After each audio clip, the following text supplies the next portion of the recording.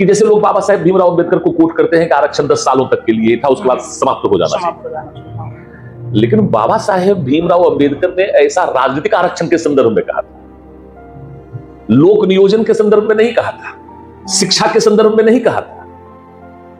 उन्होंने सिर्फ ये कहा था कि कुछ निश्चित वर्ष तक यदि हम उनको राजनीतिक आरक्षण देंगे तो उस वर्ग में राजनीतिक जागरूकता का विकास होगा, उनका राजनीतिकरण होगा, फिर उनकी भागीदारी अपने आप स्थापित होने लगेगी। तो राजनीतिक रूप से अब वो वर्ग जग चुका है।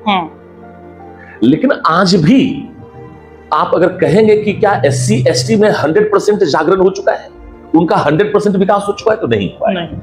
आज भी उनको प्रतिनिधित्व देने की आवश्यकता है और आर्थिक स्तर पर, लोक नियोजन के स्तर पर, शिक्षा के स्तर पर जो पिछड़े, वंचित और दलित वर्ग हैं, उनको आज भी उनके विकास, उनके उत्थान के लिए विशेष प्रयास करने की आवश्यकता है।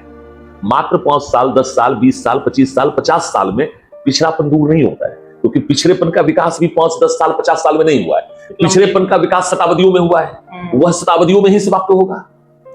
तो आज जो प्रासंगिकता है आरक्षण की, वो ये है, बाबा साहेब के शब्दों में ही अगर मैं बातचीत करूं तो, जब तक समाज हमारा पिछड़ा है, जब तक समाज में किसी भी प्रकार का पिछड़ापन है, तब तक आरक्षण प्रासंगिक है।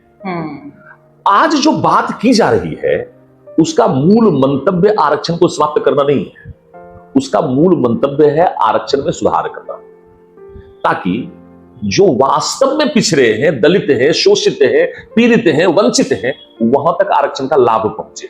मतलब क्रीमी SC ST OBC में कुछ ऐसे जाति या समुदाय हैं जो उन्नत हो चुके हैं और वही लगातार आरक्षण का लाभ ले रहे हैं। बिल्कुल।